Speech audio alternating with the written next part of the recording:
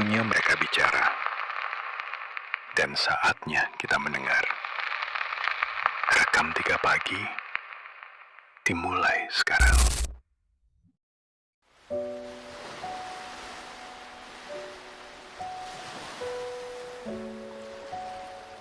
Setelah truk yang membawa Sekar hilang di balik bukit, dunia Nimas seolah kehilangan suaranya.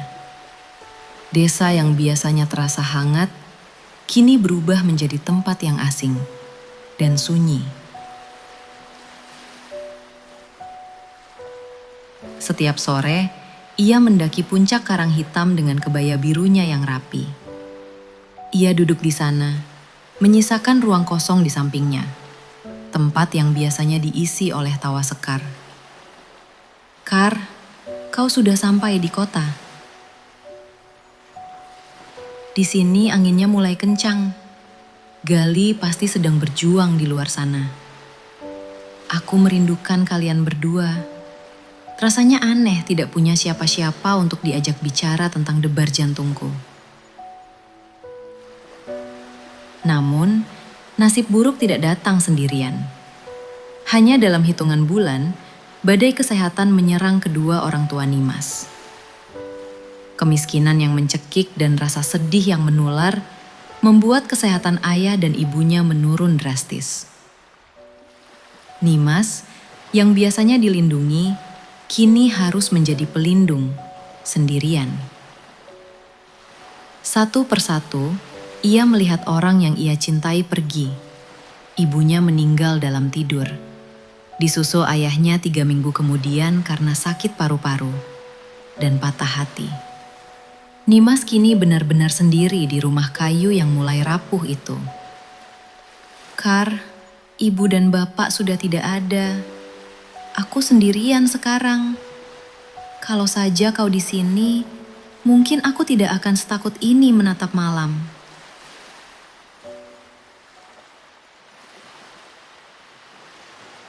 Memasuki bulan ke-6, Gali tak kunjung kembali. Warga desa mulai mencemoohnya. "Kasian si Nimas, ditinggal Sekar ke kota, ditinggal mati bapak ibunya, dan sekarang menunggu si Gali."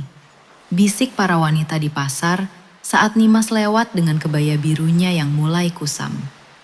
"Sudahlah Nimas, Gali itu tidak akan pulang. Dia sudah senang dengan perempuan kota. Atau sudah jadi santapan hiu. Jangan gila menunggu di atas tebing setiap hari." Nimas tidak pernah membalas. Ia hanya menunduk, menggenggam erat kerang perak di lehernya. Baginya, janji Gali pasti benar. Dia pasti kembali ke desa dengan membawa cincin pernikahannya. Namun, hari demi hari, cemoohan itu berubah menjadi pemucilan. Warga mulai menganggapnya pembawa sial. Anak-anak kecil melempar batu jika mendekati rumahnya. Menganggapnya sudah gila. Tidak ada yang membelanya. Bahkan kepala desa pun menyuruhnya pergi dari desa. Nimas benar-benar tersudut dalam kesepian dan kesendirian yang nyata. "Kar, dunia di sini kejam sekali tanpa kamu." Isaknya dalam hati saat ia duduk sendirian di lantai rumahnya yang dingin. "Setiap hari mereka mencemooh aku, menyudutkan aku, menganggapku sudah gila. Aku hanya ingin kamu di sini, memegang tanganku sebentar saja." Setiap hari, tanpa absen, ia naik ke tebing itu. Tubuhnya yang dulu berisi, kini mulai kurus kering. Kebaya birunya mulai robek di beberapa bagian.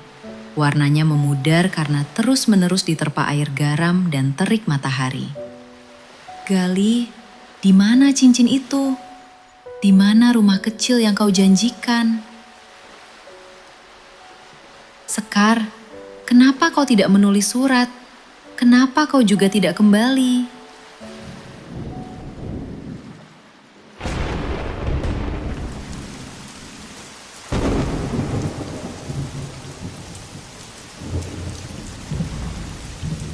Suatu malam yang pekat, badai besar menghantam desa. Kilat menyambar-nyambar langit. Nimas, dengan kesadaran yang sudah tipis oleh depresi, melangkahkan kakinya naik ke tebing. Ia tidak lagi peduli pada hujan yang mengguyur tubuhnya hingga menggigil hebat. Di tepi karang itu, ia tidak melihat apa-apa, selain kegelapan yang tak berdasar. Ia meraba lehernya, memegang kerang perak pemberian Gali yang sudah kusam. Ia melihat ke bawah, ke arah ombak yang menghantam karang dengan sangat kejam.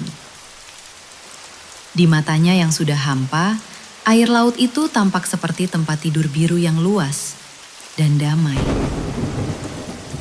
Mungkin kau di bawah sana, Gali. Mungkin kau menungguku di dasar samudra.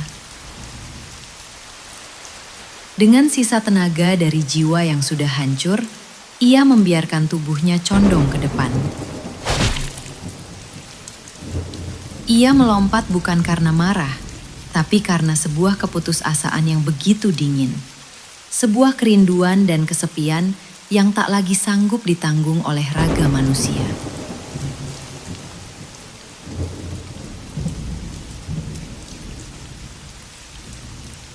Namun, laut tidak langsung menyambutnya dengan lembut. Tubuhnya menghantam tonjolan karang tajam yang menjorok di dinding tebing. Wajahnya yang dulu teduh dan cantik, hancur berkeping-keping menghantam batu cadas.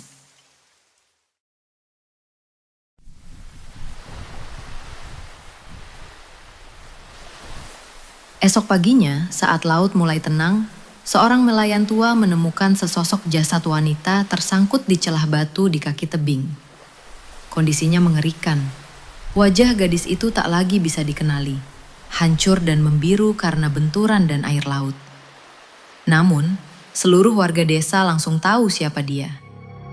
Hanya ada satu gadis di desa yang meninggal dengan mengenakan kebaya biru, dengan sebuah kerang perak yang masih terkalung erat di lehernya.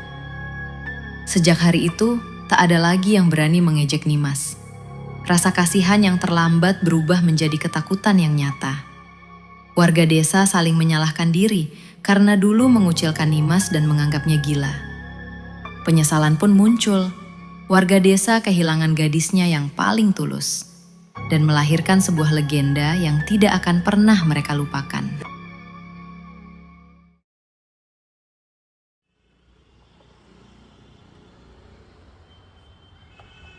Jakarta, tahun 1990. 20 tahun telah berlalu sejak truk itu membawaku meninggalkan desa. Aku bukan lagi Sekar yang berkulit legam karena matahari. Aku sekarang adalah seorang wanita kota yang tampak sukses di luar, namun menyimpan kekosongan yang tak pernah terisi di dalam. Ayahku meninggal sebulan yang lalu. Di sela-sela kesibukan membereskan barang-barang peninggalannya di gudang, aku menemukan sebuah kotak kayu jati tua yang terkunci rapat. Setelah kupaksa buka, jantungku seakan berhenti berdetak. Di dalamnya, terdapat sebuah surat yang sudah menguning dan sebuah cincin emas dengan mata batu safir biru yang berkilau dingin. Surat itu ditulis oleh seorang nakhoda kapal besar. Isinya menghancurkan seluruh duniaku dalam sekejap.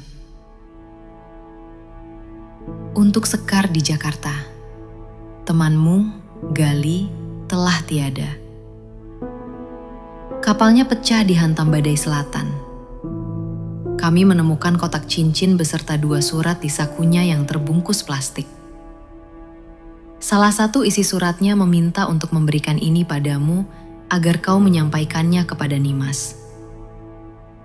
Dia ingin Nimas tahu bahwa dia menepati janjinya untuk pulang membawa cincin lamaran dan mengabari Nimas untuk menunggunya beberapa minggu lagi. Di balik surat itu, ada catatan kecil dengan tulisan tangan ayahku. Aku tidak ingin Sekar kembali ke desa itu dan hancur karena kesedihan. Biarlah dia memulai hidup baru di kota tanpa beban masa lalu. Bapak, apa yang telah kau lakukan? Tangisku pecah di tengah kegelapan gudang. Selama 20 tahun, Nimas menungguku. Selama 20 tahun, Nimas menunggu Gali. Dan selama itu pula, jawaban yang ia cari tersimpan rapat di dalam kotak ini. Hanya beberapa meter dari tempatku tidur setiap malam.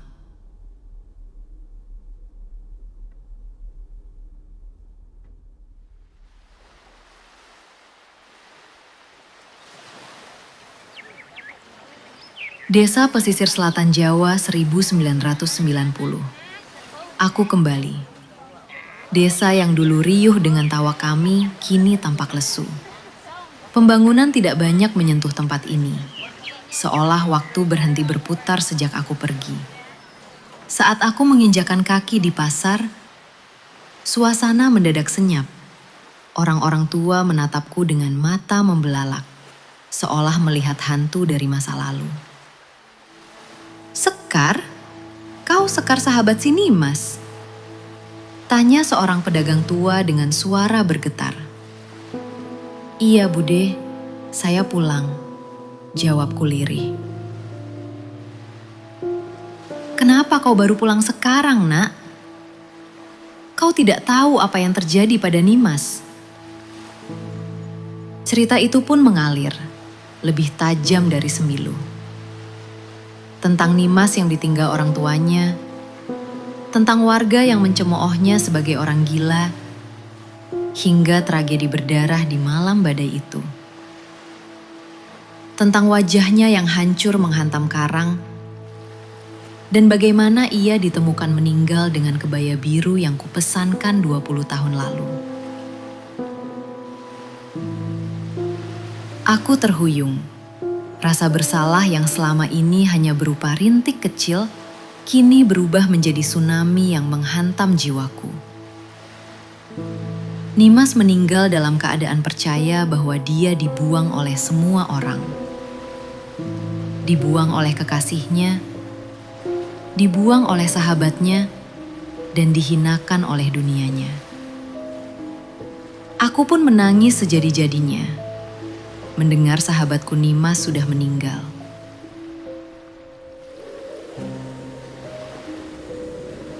Sejak saat itu, tebing karang itu tidak lagi aman, Sekar. Dia menunggu. Ada sosok berbaju biru yang selalu berdiri di sana. Suaranya bukan tawa, tapi tangis yang membuat siapapun yang mendengarnya kehilangan akal. Warga menyebutnya kuntilanak biru. Bisik wanita itu ketakutan.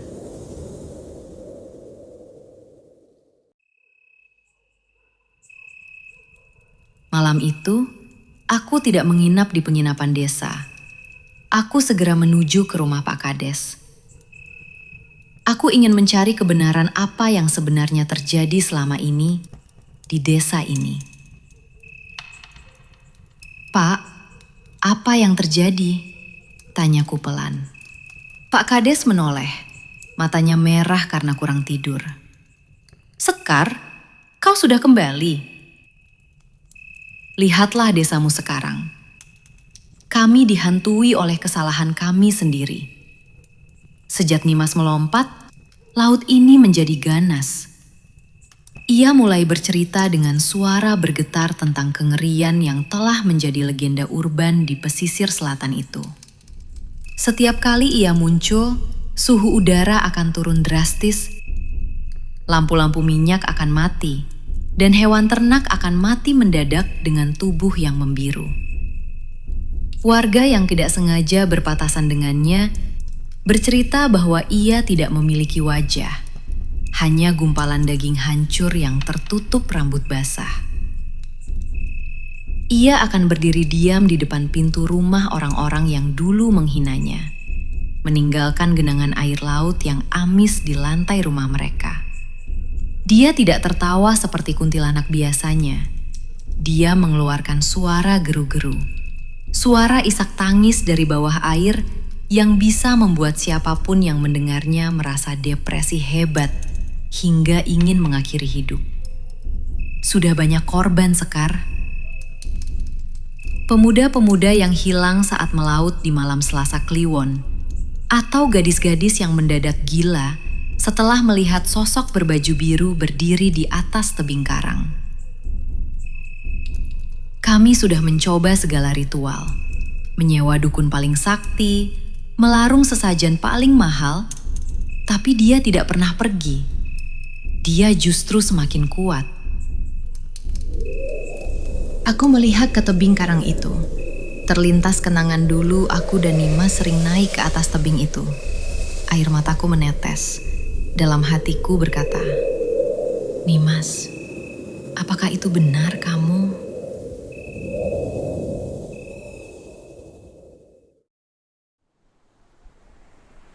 Paginya, Pak Kades mengajakku untuk mengikuti ritual nanti malam untuk mengusir kuntilanak biru itu. Malam itu adalah malam Selasa Kliwon. Udara di desa begitu pekat hingga rasanya sesak untuk bernapas. Seluruh warga desa berkumpul di kaki tebing karang, membawa obor yang apinya menari-nari liar ditiup angin samudera yang ganas. Di atas pasir, sesajen besar telah diletakkan. Namun tak ada satupun warga yang berani mendongak. Tiba-tiba, dari arah puncak tebing, terdengar lengkingan isak tangis yang membelah gemuruh ombak. Kabut mendadak turun, dan di sana, di ujung karang yang angkuh, sesosok wanita berdiri.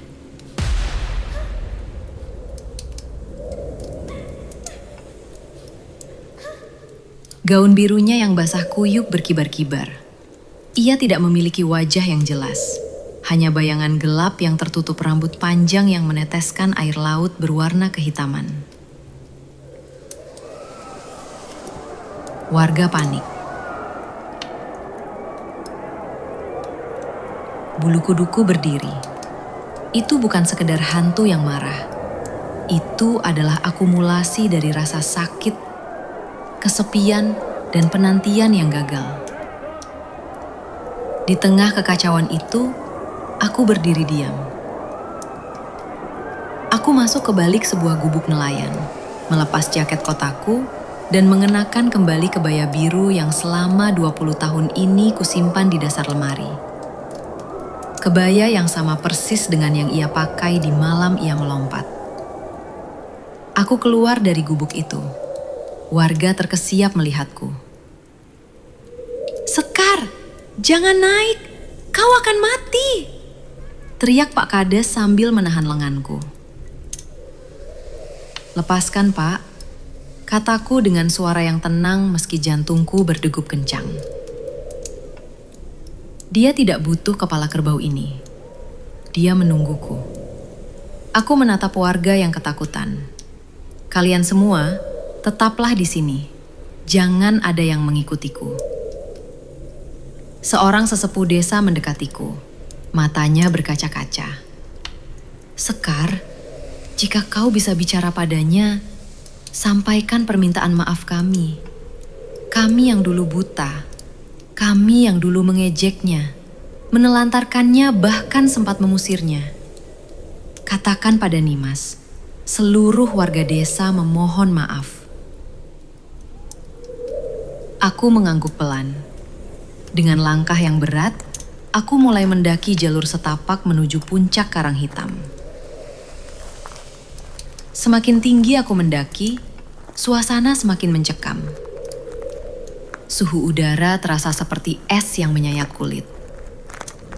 Bau amis darah dan air payau menusuk hidungku, membuat mual.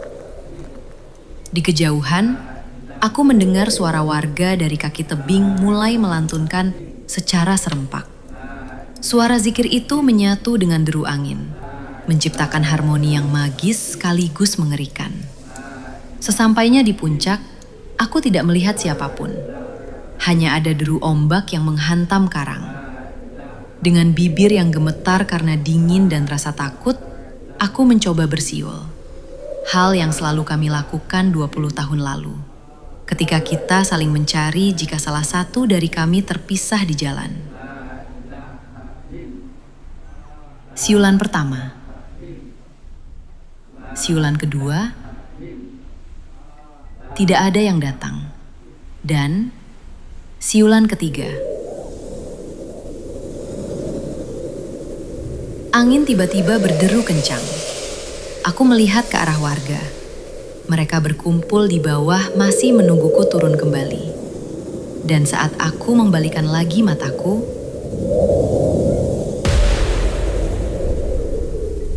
jantungku berdebar sangat kencang. Sesosok wanita berbaju biru yang sangat basah. Ia berdiri membelakangiku. Rambutnya yang hitam panjang menjuntai hingga menyentuh batu, meneteskan air laut yang tak kunjung kering. Punggungnya membungkuk. Pundaknya bergetar hebat karena isakan yang tidak wajar. Aura di sekelilingnya begitu gelap hingga cahaya bulan seolah tak mampu menyentuhnya. Rasanya ada ribuan jarum dingin yang menusuk jiwaku.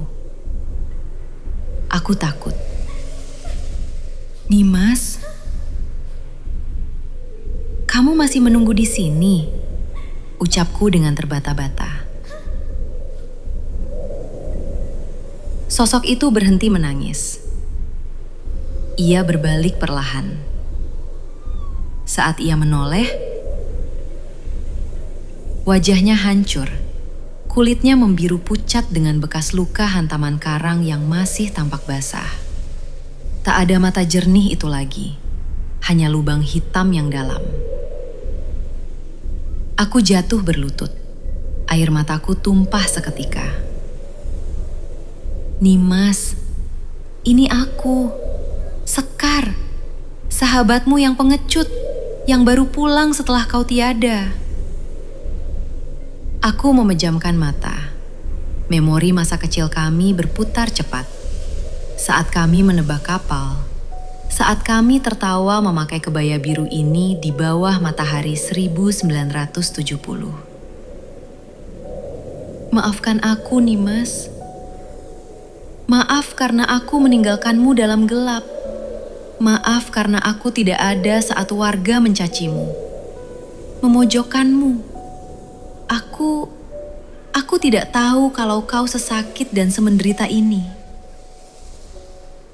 Aku merogoh saku kebayaku, mengeluarkan sepucuk surat yang sudah rapuh, dan sebuah cincin safir biru yang berkilau di bawah cahaya bulan yang pucat. Nimas, dengarkan aku. Gali tidak pernah membuangmu, teriakku di tengah tangis. Dia meninggal, Mas. Kapalnya pecah dihantam badai saat dia sedang berjuang membawa mahar untukmu. Ini suratnya. Dan ini cincinnya. Dengan tangan gemetar, aku membacakan isi surat itu. Kata demi kata. Meskipun suaraku terputus-putus oleh isak tangis. Nimas sayang, tunggu aku di tebing itu. Aku akan pulang dalam 1 atau 2 minggu lagi. Aku membawa cincin biru sebiru kebayamu. Aku ingin kita menua bersama di tepi pantai ini. Dia meninggal dalam perjalanan pulang untuk melamarmu. Dia mencintaimu, Nimas. Sampai napas terakhirnya di tengah badai. Kau tidak sendirian. Kau tidak pernah ditinggalkan. Mas, jangan menunggu lagi di sini. Pergilah dengan tenang. Berdoalah pada Allah.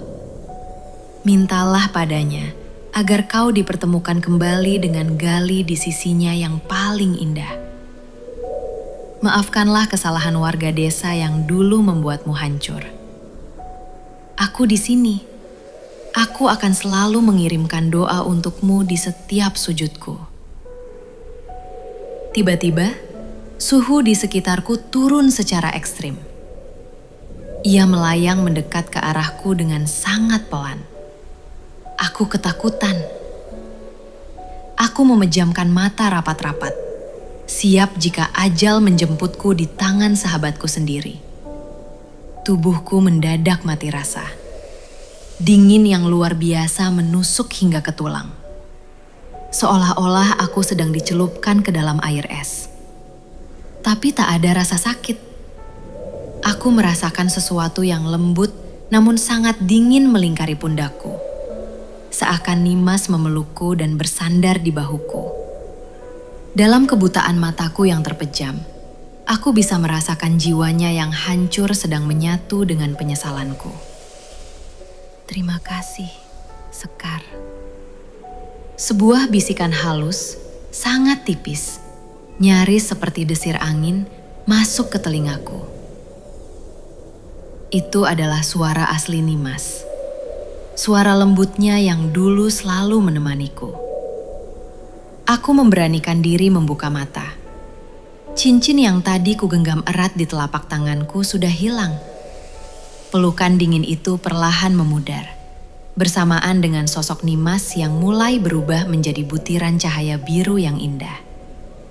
Ia tidak lagi tampak menyeramkan.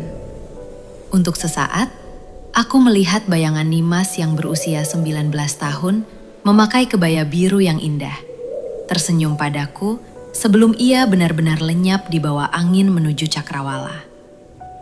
Aku bersimpuh sendirian di atas tebing, menangis sendirian di bawah cahaya purnama, memeluk janji yang akhirnya terbayar. Malam yang tadi mencekam, kini terasa sunyi dan langit bertabur bintang yang sangat bersih. Di bawah tebing, suara zikir warga perlahan mereda, berganti dengan isak tangis haru saat mereka menyadari bahwa aura kegelapan itu telah sirna. Nimas sudah pergi. Ia membawa cincinnya, ia membawa cintanya, dan ia meninggalkan aku dengan sebuah kedamaian.